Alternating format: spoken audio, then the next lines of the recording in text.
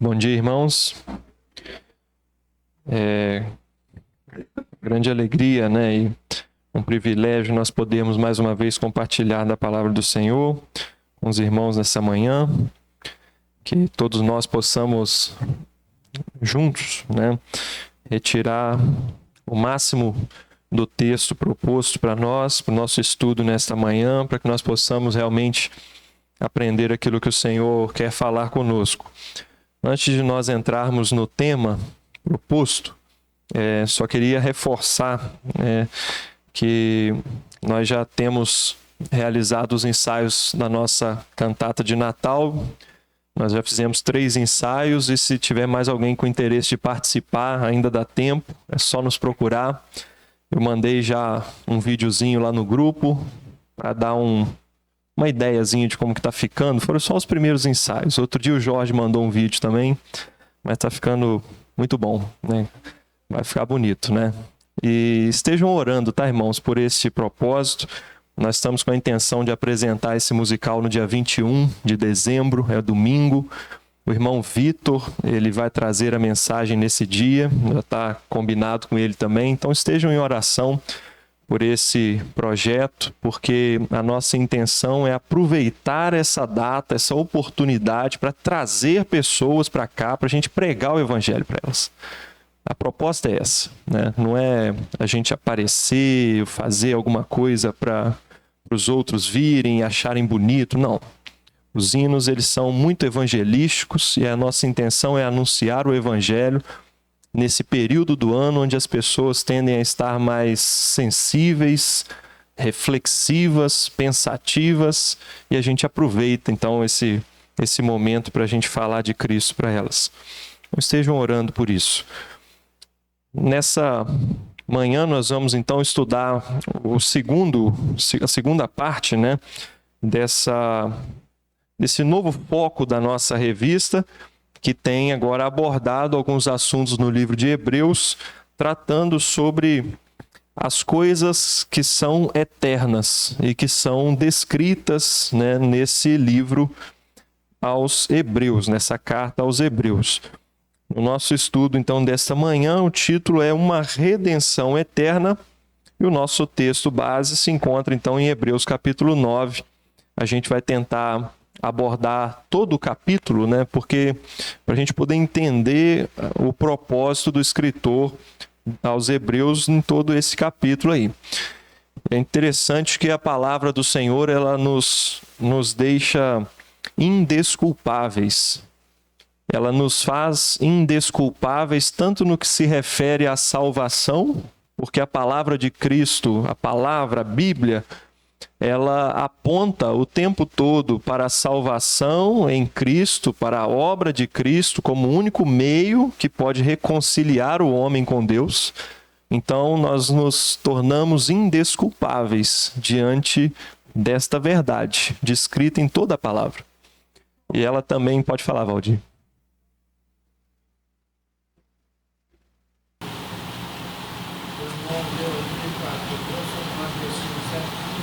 Sabe que ele escritor. Assim faz do apóstolo Paulo. Aqui nome parece totalmente a teoria bem à frente de sucessão de informações agora. Exatamente. E a palavra do Senhor, ela também nos faz indesculpáveis quando já temos Cristo como nosso único e suficiente Salvador e entendemos pela palavra que fomos libertos do pecado, libertos da escravidão do pecado, e agora temos todas as condições de vivermos uma vida nova, uma vida diferente da que vivíamos antes de termos Cristo como Salvador. Somos indesculpáveis quando já somos crentes no Senhor Jesus Cristo, porque temos o Espírito Santo em nós, que nos direciona a viver uma vida diferente, uma vida digna da redenção que foi conquistada por Cristo. Esse termo redenção, né, que tem um sentido semelhante também com remissão ou resgate, ele faz referência ao resgate ou à remissão de algo ou alguém através do pagamento de um preço. E aí a gente pode, às vezes, fazer aquela analogia com o sequestro, né? Quando uma pessoa é sequestrada, o sequestrador, muitas vezes, ele estabelece um valor, um preço para o resgate, para que aquela pessoa possa sair livre do sequestro. Só que tem uma diferença que nós encontramos aqui, porque alguém que é sequestrado, mesmo que pague o resgate, futuramente ela pode ser novamente sequestrada. Pode acontecer isso. Mas sim, exatamente. Mas logo no texto áureo da nossa lição, nós já percebemos uma grande diferença dessa redenção, desse resgate promovido por Cristo em nosso favor. O texto áureo nos diz que Cristo conquistou uma redenção eterna. E se ela é eterna, o preço que foi pago por esse resgate é perfeito. E aquele que foi resgatado através desse preço nunca mais pode ser sequestrado. Nunca mais pode ser escravizado. Essa é a redenção eterna realizada por Cristo. Interessante, no capítulo 1, versículo 18, diz assim: sabendo que não foi com coisas corruptíveis que fosse resgatado da vossa vã maneira de viver. Então, traz-nos a ideia que nós somos resgatados, não de Satanás, no certo sentido, mas de nós mesmos. Sim. Resgatados da vossa vã maneira de viver. O próprio apóstolo Paulo, ele nos mostra que essa vã maneira de viver, ela é uma consequência do poder que ele escravizava o homem. E que poder é esse? Porque se existe uma redenção, se existe um resgate, é porque algo ou alguém estava preso, aprisionado. E então existe um preço para a libertação desta prisão. O que é que aprisiona o homem? Qual é o poder que aprisiona o homem? É o pecado. Vamos ver o que o apóstolo Paulo tem a dizer sobre isso? Romanos 8, 21, Lucas. Romanos capítulo 8, versículo 21. Na esperança de que também a mesma criatura será liberta da servidão da corrupção, para a liberdade da glória dos filhos de Deus. Então aqui ele fala sobre a servidão da corrupção.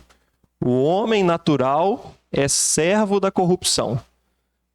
Ele diz em Romanos 7, 23 a 25, olha só. Mas vejo nos meus membros outra lei, que batalha contra a lei do meu entendimento e me prende, prisão, debaixo da lei do pecado, que está nos meus membros. Existe uma lei, e esta lei é a lei do pecado, que aprisiona o homem. E aí ele diz no versículo 24, miserável homem que sou, quem me livrará do corpo desta morte? E o 25, dou graças a Deus por Jesus Cristo nosso Senhor, assim que eu mesmo com entendimento sirvo a lei de Deus, mas com a carne a lei do pecado. Aqui ele está falando como alguém que já foi redimido e serve a lei de Deus no entendimento, mas a carne ainda sujeita à lei do pecado. Uma lei, a lei do pecado que aprisiona. Romanos 6,17. Mas graças a Deus que, tendo sido servos do pecado, obedecestes de coração à forma de doutrina a que fostes entregues. Ele fala aqui de servos do pecado, escravos do pecado. O próprio Senhor Jesus, no Evangelho de João, ele fala sobre isso. João 8,34. Olha só. Respondeu-lhes Jesus, em verdade vos digo que todo aquele que comete pecado é servo do pecado, escravo do pecado. O pecado aprisiona. Romanos 3, 23. porque todos pecaram e destituídos estão da glória de Deus. O pecado que faz o homem seu escravo, ele também retira a comunhão desse homem com Deus. Distancia o homem da glória de Deus.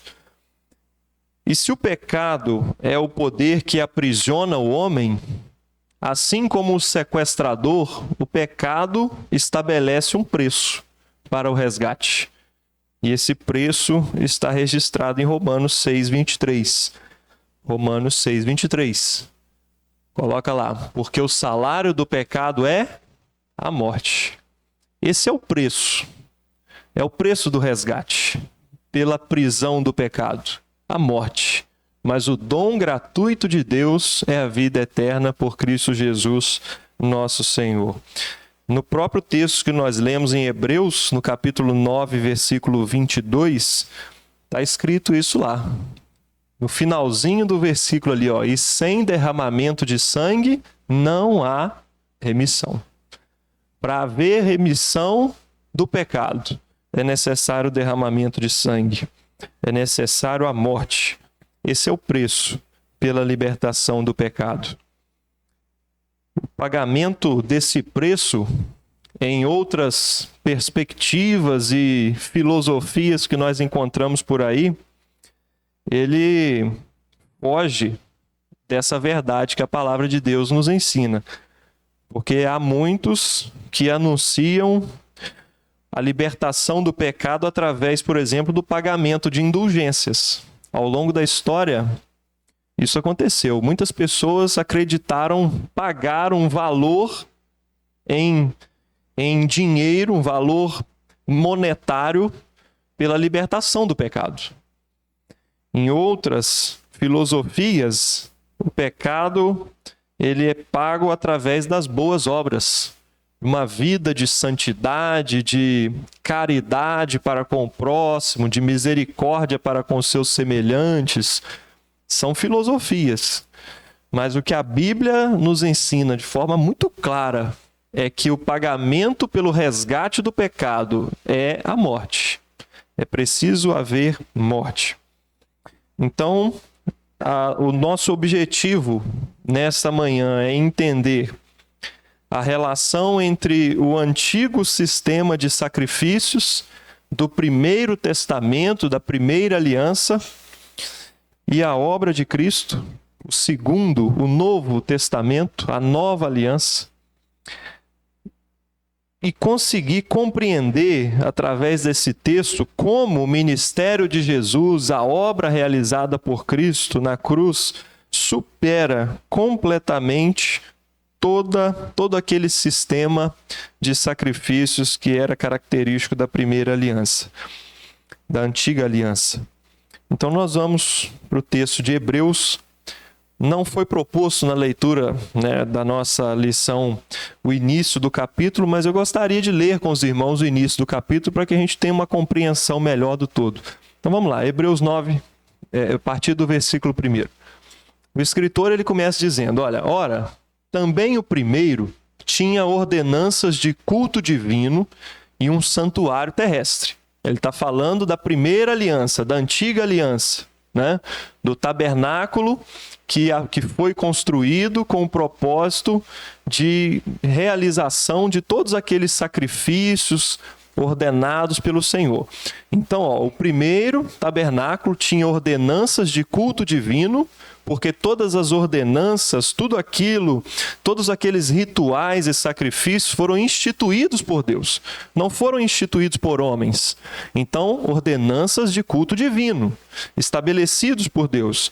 Porém, um santuário terrestre, construído com mãos humanas, terrestre. E ele continua no verso 2. Porque um tabernáculo estava preparado, o primeiro, em que havia o candeeiro e a mesa e os pães da proposição ao que se chama o santuário. Mas depois do segundo véu estava o tabernáculo, que se chama o Santo dos Santos, que tinha um incensário de ouro e a arca do concerto, coberta de ouro toda em redor, em que estava um vaso de ouro que continha o maná e a vara de Arão, que tinha florescido, e as tábuas do concerto.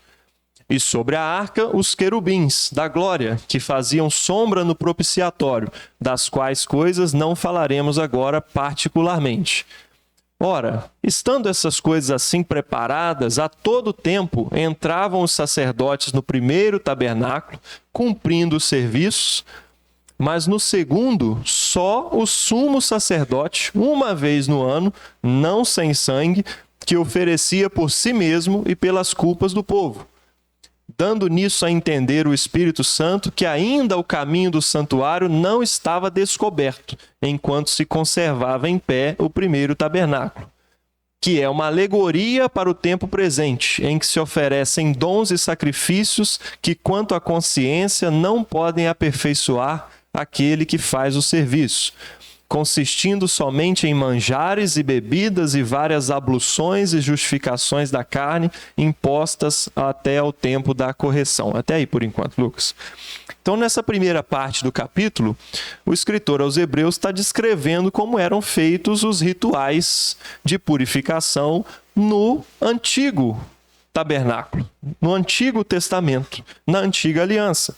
Ele começa descrevendo como era o tabernáculo. Ele diz ali que havia o lugar santo, onde os sacerdotes desempenhavam as suas funções. Coloca para a gente, Lucas, aquela imagem que eu te mandei.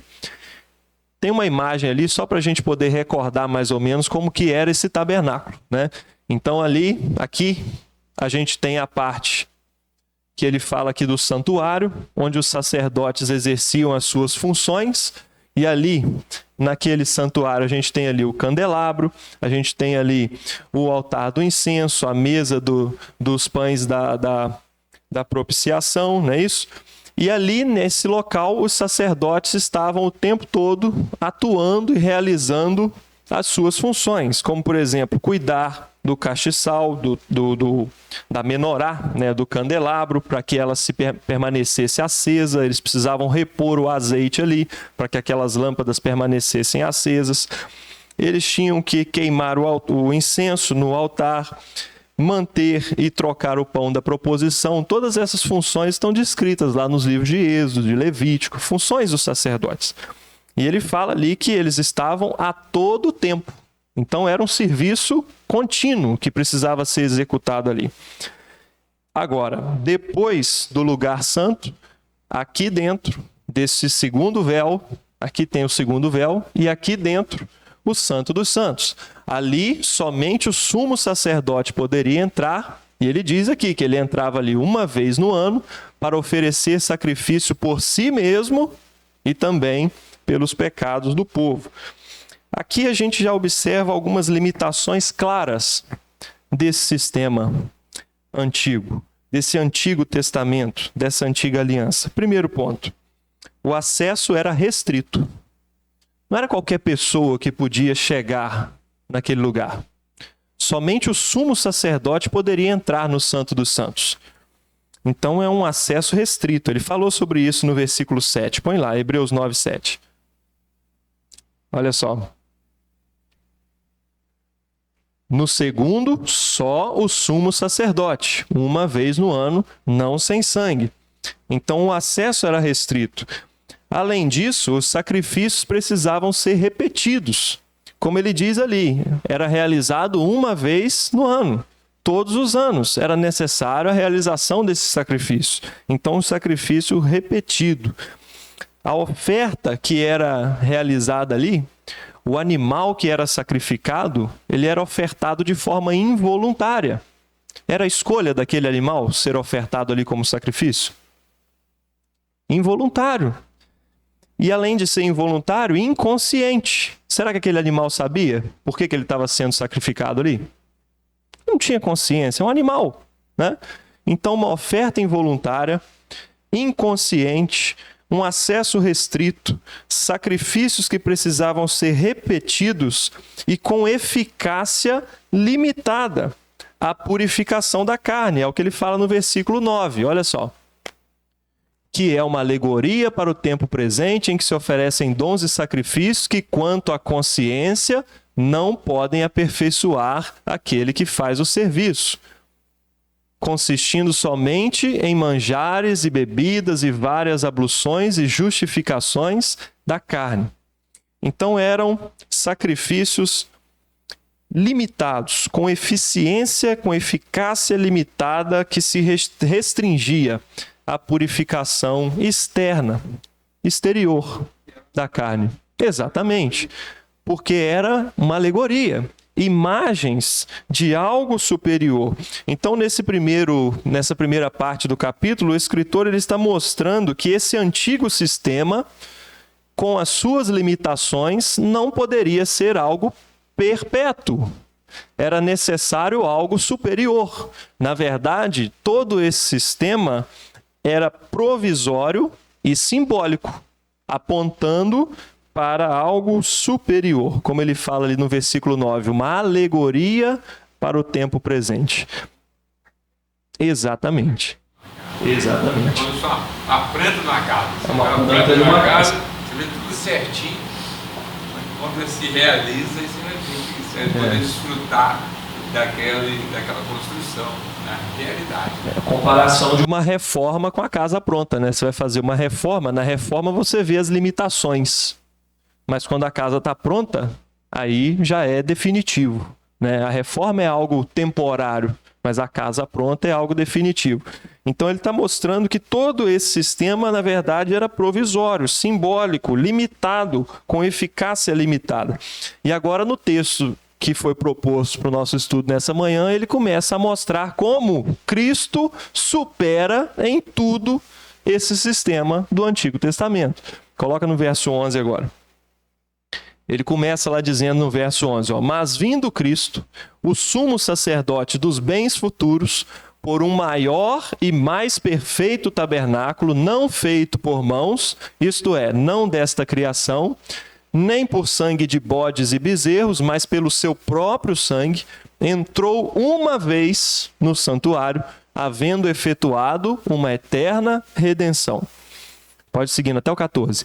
Porque se o sangue dos touros e bodes e a cinza de uma novilha esparzida sobre os imundos os santificam quanto à purificação da carne, quanto mais o sangue de Cristo, que pelo Espírito Eterno se ofereceu a si mesmo imaculado a Deus, purificará a vossa consciência das obras mortas para servirdes ao Deus vivo. Agora, ele começa a trazer Cristo como sumo sacerdote dos bens futuros, apontando não somente para o presente, mas para uma herança eterna, para uma redenção que tem consequência eterna, que traz como benefício uma herança que também é eterna, né? Cristo, o sumo sacerdote dos bens futuros, não ministra em um tabernáculo feito por mãos humanas. Ele ministra em um tabernáculo maior e mais perfeito, como ele disse no verso 11. A oferta não é mais de animais, não é uma oferta involuntária, não é uma oferta inconsciente, é uma oferta de si mesmo. Cristo se entregou a si mesmo como oferta, de forma voluntária e de forma consciente. Pode falar. A gente consegue entender porque que Jesus, quando ele chega diante do templo, né, só voltando um pouquinho atrás na questão da alegoria aqui e do transitório, ele chega diante daquela construção suntuosa e fala assim, aqui vai ficar terra sobre terra. Porque você imagina se aquele templo continuasse funcionando, os cristãos iam ficar bem perdidos, sabe? Então a igreja não tem nada sagrado aqui nesse mundo. Não tem nada sagrado aqui. Entendeu? Jerusalém não é sagrado para a igreja, nada sagrado. Porque nós vivemos numa expectativa eterna, espiritual, não uma expectativa aqui que nós precisamos ver. Né? Então eu acho muito interessante. Então até que fosse tirado esse, que fosse transitório, vai dizer aqui, para que entrasse um novo entendimento. Pode falar. é interessante também que esse local onde a gente está aqui, esse templo, entre aspas, não é um templo na semelhança do Antigo Testamento, em que esse local aqui, por ele ser, por a gente estar reunido aqui, as paredes ou o altar ali, seja algo de sagrado ou místico, como tinha semelhante no Santo dos Santos, por exemplo, em que as pessoas confundem achando que isso aqui é o templo, quando na verdade o templo somos nós, e o templo contava para algo celestial, e não para essa construção hoje, que é apenas um salão. E se a gente sair daqui, nada aqui é lugar santo. Santo é quando estamos aqui reunidos, e nós estamos aqui, uma parte da igreja. Exatamente, né? Nós somos o templo do Espírito Santo, né? Então, o resultado dessa redenção realizada por Cristo, o sumo sacerdote dos bens futuros, é uma redenção eterna, coisa que o antigo sistema levítico não podia proporcionar, porque, como nós dissemos, era passageiro e limitado nas suas consequências. Os sacrifícios precisavam ser repetidos, eles tinham um prazo de validade, mas com Cristo não. A redenção é eterna. O sangue de Cristo, entrando, como diz lá no verso 12, né? Ele entrou uma vez no santuário, e o sangue de Cristo é eficaz para purificar não somente a carne, o exterior, mas para purificar a consciência do homem. Ele fala isso no verso 14. Coloca de novo o verso 14 ali. Olha só. Quanto mais o sangue de Cristo, que pelo Espírito Eterno se ofereceu a si mesmo imaculado a Deus, purificará a vossa consciência das obras mortas. Então ele não está falando mais de uma purificação simplesmente exterior, do físico. Ele está falando de uma purificação de consciência. A eficácia do sacrifício de Cristo é muito superior àquelas figuras que estavam presentes no Antigo Testamento. O sacrifício de Cristo é único, perfeito e eficaz, atingindo não só os aspectos externos, mas o íntimo da consciência humana. E ele continua no verso 15. Ele vai dizer o seguinte, ó. E por isso, e agora a gente vai até o 22, tá? E por isso é mediador de um novo testamento. Ou seja, Cristo agora é o mediador de uma nova aliança. Ficou para trás a antiga aliança, a primeira aliança, e agora Cristo é o mediador de uma nova aliança, de um novo testamento, para que, intervindo a morte para a remissão das transgressões que havia debaixo do primeiro testamento, os chamados recebam a promessa da herança eterna. Cristo inaugura uma nova aliança, e a sua morte ocorre para promover a remissão das transgressões da primeira aliança. Ele continua no verso 16. Porque onde há testamento, necessário é que intervenha a morte do testador. Porque um testamento tem força onde houve morte. Ou terá ele algum valor enquanto o testador vive? Interessante isso aqui, né? Quando alguém faz um testamento, esse testamento só tem valor depois que aquela pessoa morre, não é isso? Porque antes dele morrer, o testamento não tem valor, ele é lido depois de quê? Depois da morte do testador, não é isso? É o que ele está dizendo aqui, né? Se o Vantuí, por exemplo, fizer um testamento, o Vantuí não vai ter esse problema, né? Porque o Vantuí já falou que quando ele tiver, né, sentir que está perto, ele vai gastar tudo com picolé, não é isso? Guilherme está enrolado, Guilherme e o Thiago estão enrolados. Mas o normal é isso, né? O testamento é feito com a pessoa em vida, né? Mas para que esse testamento passe a ter valor, ele só passa a ter valor depois da morte, né? E aí ele continua no versículo 18. Pelo que também o primeiro tabernáculo, ele está falando agora do primeiro tabernáculo, não foi consagrado sem sangue. Porque havendo Moisés anunciado a todo o povo todos os mandamentos segundo a lei, tomou o sangue dos bezerros e dos bodes com água, lã purpúrea e hisopo, e aspergiu tanto o mesmo livro como todo o povo, dizendo: este é o sangue do testamento que Deus os tem mandado. que ele está mostrando aqui? Que o primeiro tabernáculo, ele também precisou ser consagrado com morte, com derramamento de sangue. Isso está registrado no livro de Êxodo. Está escrito lá, é só a gente voltar lá, Êxodo, capítulo 23, 24. Está lá escrito, né? Isso que ele está narrando aqui. Então, para que o primeiro testamento, para que a primeira aliança pudesse ter valor, ela também precisou ser consagrada com o derramamento de sangue. Ele continua no versículo 21. E semelhantemente aspergiu com sangue o tabernáculo e todos os vasos do ministério. E quase todas as coisas, segundo a lei, se purificam com sangue. E sem derramamento de sangue não há remissão. Então ele deixa claro que para o primeiro testamento passar a ter valor, foi necessário haver derramamento de sangue. E por isso Moisés precisou purificar todos aqueles utensílios que seriam usados no tabernáculo com sangue. Porque sem derramamento de sangue não há remissão. Só que ali ainda era o tabernáculo terreno, feito com mãos humanas, limitado na sua eficácia.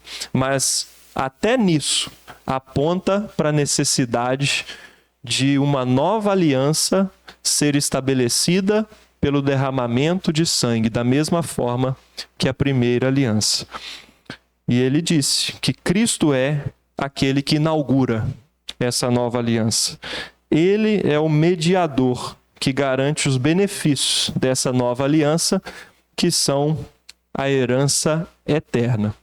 Se a redenção realizada por Cristo é eterna, a herança que é resultado dessa redenção também é eterna. E ele vai caminhando agora para o final do capítulo, no versículo 23. De sorte que era bem necessário que as figuras das coisas que estão no céu assim se purificassem, mas as próprias coisas celestiais com sacrifícios melhores do que estes. Então olha só o que ele está dizendo ali, ó, que era necessário que todas aquelas coisas, todos aqueles utensílios, os vasos que eram usados no tabernáculo antigo, fossem purificados com sangue. Mas foram purificados com sangue de quê? De animais. De animais. Mas as próprias coisas celestiais com sacrifícios melhores do que estes.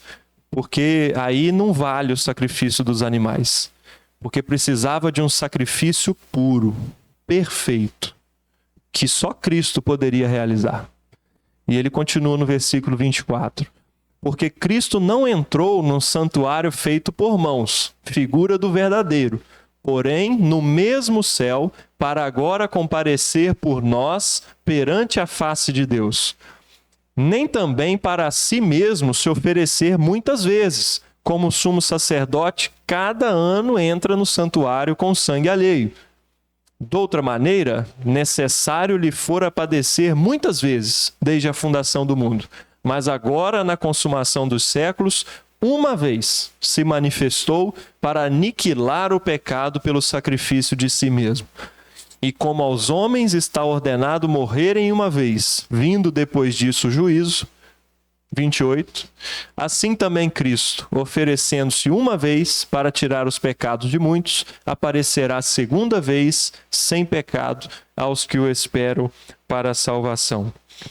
Então, nesse encerramento do capítulo, ele mostra que o verdadeiro santuário celestial precisava de um sacrifício superior, que os sacrifícios de animais não poderiam satisfazer, porque não eram sacrifícios voluntários, não eram sacrifícios conscientes, tinham eficácia somente exterior, de purificação do exterior, da carne.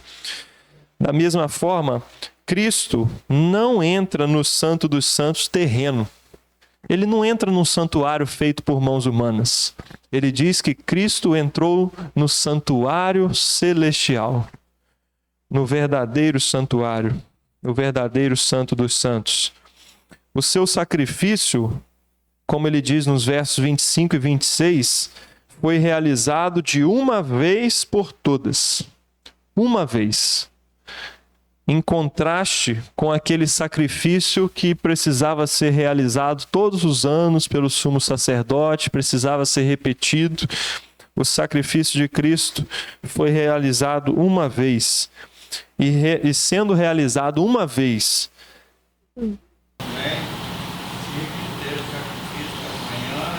Exatamente. Tinha o sacrifício diário também, o sacrifício que eram realizados diariamente, né? É isso aí. Constantemente, né? No versículo 25 e 26 ele fala do sacrifício anual do sumo sacerdote, né? Que entrava lá no Santo dos Santos anualmente. Mas tinha também esses outros sacrifícios que eram realizados todos os dias, né? Mas Cristo, fazendo o sacrifício de uma vez por todas, ele diz no versículo 26, se eu não me engano, que ele aniquilou o pecado pelo sacrifício de si mesmo, ali, ó, no finalzinho do versículo, para aniquilar o pecado pelo sacrifício de si mesmo.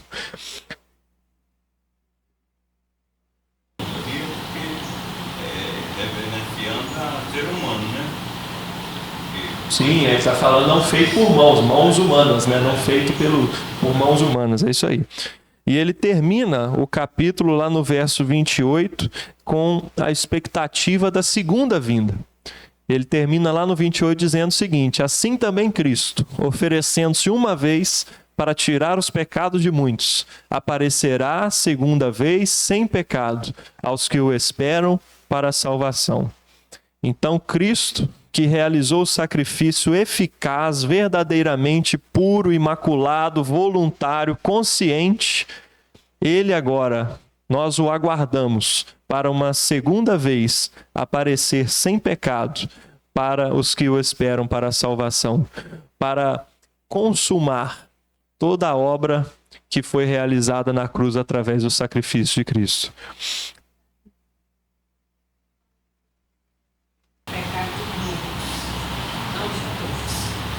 Exatamente, porque só aqueles que reconhecem-se como pecadores e carentes da salvação e que se entregam a Ele é que são os seus pecados purificados através do sangue de Cristo.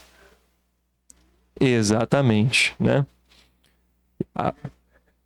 Os que os homens tornaram a morrer uma só vez, eu estava até falando, conversando hoje de manhã, se a gente analisar a vida, assim, a perspectiva da eternidade com Cristo, a vida aqui é uma derrota segura. Porque se a gente não tiver expectativa da eternidade com Cristo, a vida aqui não tem valor. Não tem valor. Porque cada dia que passa, a dor aumenta, a dificuldade aumenta, né? Cada dia que passa, ela só vai degenerando, né? Se a gente não tiver expectativa da eternidade, isso aqui não tem sentido, não faz sentido, né? Porque cada dia que passa, isso uma dificuldade a mais, uma dor a mais, um cansaço a mais, né? E assim a gente vai caminhando.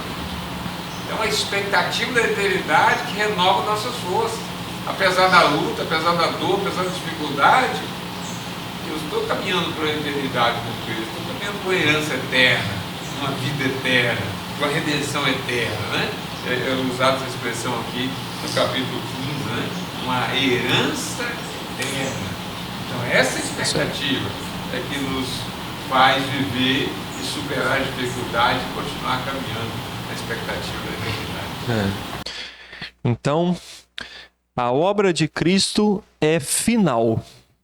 Ela não precisa ser realizada novamente.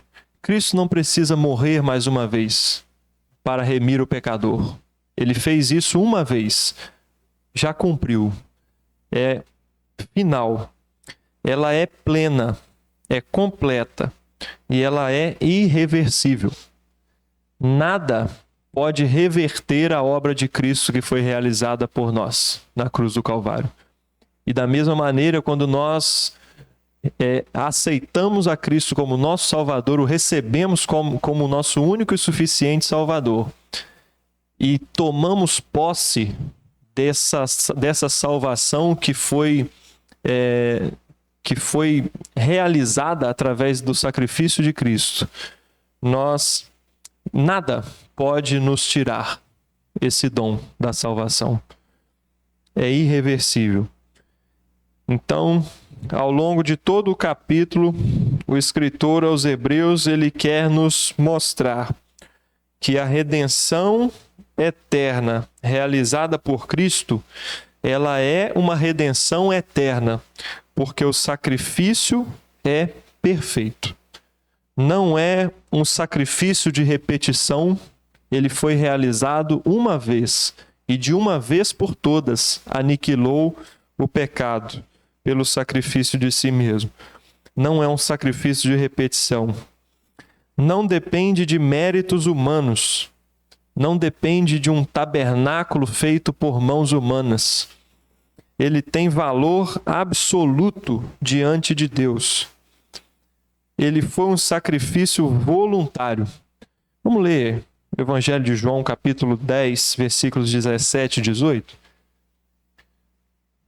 Palavras do Senhor Jesus. Por isso o Pai me ama, porque dou a minha vida para tornar a tomá-la. Ninguém me tira de mim, mas eu de mim mesmo a dou. Tenho poder para a dar e poder para tornar a tomá-la. Esse mandamento recebi de meu Pai. É o que nós dissemos, um sacrifício voluntário. É o que ele fala ali, ó. Ninguém me tira a minha vida de mim. Eu de mim mesmo a dou. Não um sacrifício involuntário como os animais que eram sacrificados no primeiro tabernáculo, mas agora um sacrifício voluntário. E também consciente, com a exata noção da necessidade da realização desse sacrifício. João capítulo 1, versículo 29. As palavras que João Batista pronuncia quando ele vê a Jesus. Olha só. No dia seguinte, João viu a Jesus que vinha para ele e disse: Eis o Cordeiro de Deus que tira o pecado do mundo. Jesus sabia disso. Jesus sabia que ele veio para ser o Cordeiro de Deus. E o Cordeiro, qual era a finalidade do Cordeiro? Morrer. Se sacrificar. Então, uma oferta consciente, sabendo exatamente para que ele veio ao mundo, para ser o Cordeiro de Deus. João capítulo 3, 14 e 15. E como Moisés levantou a serpente no deserto, assim importa que o Filho do Homem seja levantado, para que todo aquele que nele crê não pereça, mas tenha a vida eterna. Ele sabia que ele seria levantado. Assim como a serpente foi levantada por Moisés no deserto, ele sabia que ele seria levantado para trazer vida eterna a todo aquele que crê. Que a dona Léia falou a vida toda aqui e não consegui entender por que Cristo era comparado com uma serpente. E ela falava que não era serpente, era o levantar. E eu estudando, e Deus me trouxe uma luz sobre esse versículo. Por que a serpente, né? Que a serpente era a figura daquilo que matava o povo. O que matava o povo ali? Era a serpente. Então o que ele fez? Levantou uma serpente, que era a figura daquilo que matava o povo. Cristo, o que mata o povo hoje? O que é o salário do pecado?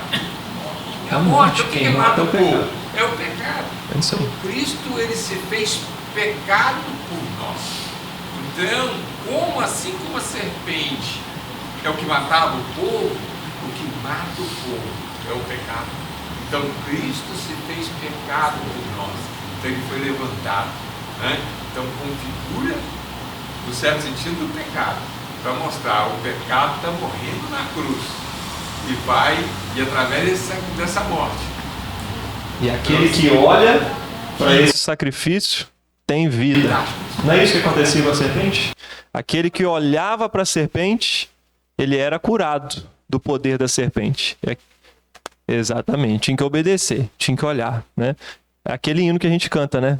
Vê, viverás. Terás vida em olhar para Jesus Salvador. Ele diz: vida em mim acharás. É necessário olhar para Cristo na cruz. Então a redenção é eterna porque o sacrifício é perfeito.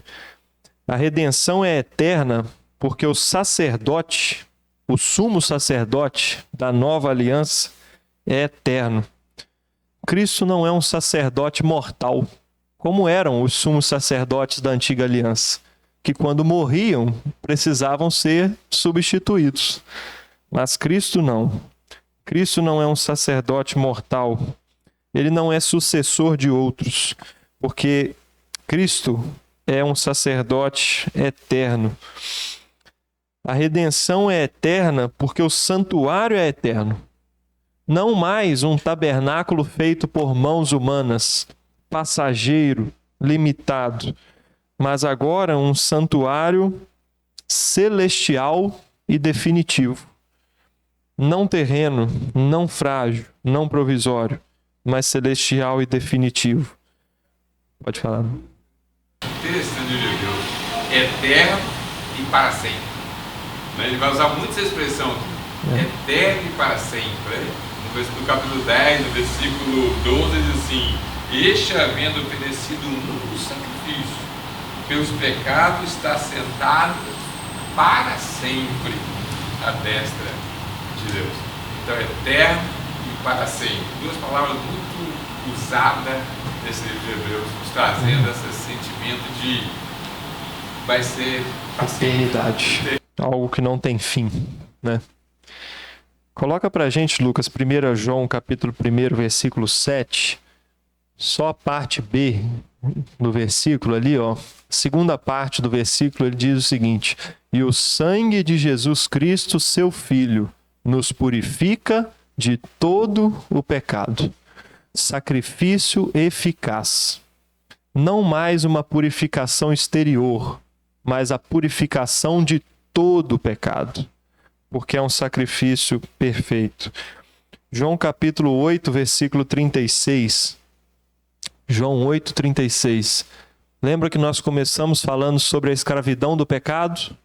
O pecado, o poder que aprisiona o homem e que exige um pagamento pela libertação. E agora olha o que está escrito ali em João 8, 36. Se, pois, o Filho vos libertar, verdadeiramente sereis livres.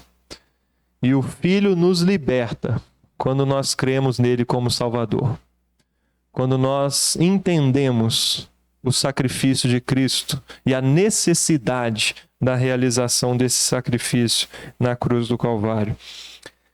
No livro de Hebreus mesmo, no capítulo 8, no capítulo anterior a esse que nós estamos estudando, tem uma expressão muito interessante para a gente caminhar para o final. Hebreus 8, os 2 primeiros versículos, ele diz o seguinte, olha só.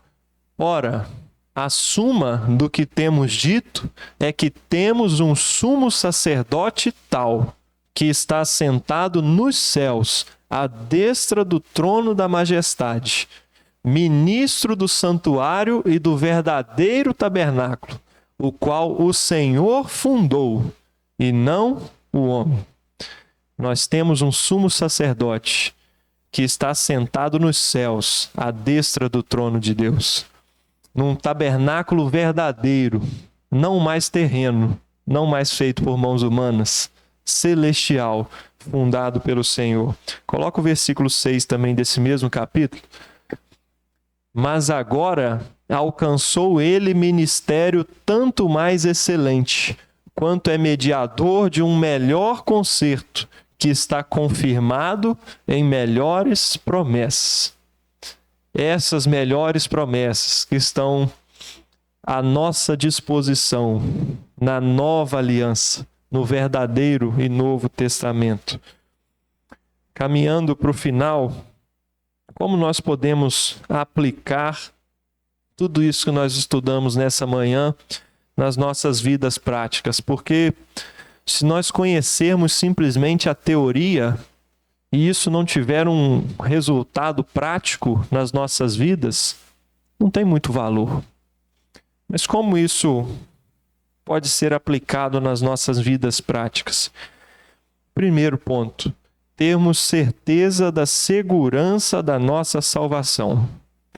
Porque a redenção que foi realizada por Cristo é uma redenção eterna, como nós vemos no texto que nós lemos. E a gente vem reafirmando isso várias vezes. É uma redenção eterna. E se ela é eterna, ela não depende da nossa constância. Não depende da minha vida diária. Porque ela é eterna. Se nós fomos resgatados eternamente, aquilo que eu pratico na minha vida diária não pode me tirar dessa condição de resgatado por Cristo. Ela é eterna. Porque o sacrifício foi perfeito. A segurança da salvação. Segundo lugar, podemos viver com uma consciência limpa, porque nós não temos mais e não devemos mais carregar a culpa do pecado, porque a culpa do pecado foi paga. O pecado foi pago. A pena pelo pecado foi paga por Cristo Jesus, que pode nos purificar de todo o pecado. Podemos viver, então, diante disso, uma vida de verdadeira gratidão. Porque quando entendemos esse aspecto do sacrifício realizado por Cristo, um sacrifício voluntário que se entregou voluntariamente em nosso favor e consciente daquilo que estava fazendo para trazer vida eterna ao homem, nós podemos viver uma vida de gratidão. É como o profeta Abacuque, ele fala lá no final do livro de Abacuque, não é isso? Ainda que as circunstâncias diárias não sejam favoráveis, no curral não haja vacas, não haja vide, né? Como é que é a expressão que ele usa lá? Não haja fruto na oliveira, né? Ah lá, ó. Porquanto ainda que a figueira não floresça, nem haja fruto na vide, o produto da oliveira minta e os campos não produzam mantimento, as ovelhas da malhada sejam arrebatadas e nos currais não haja vacas. Ele só falou de circunstâncias difíceis aqui, desfavoráveis.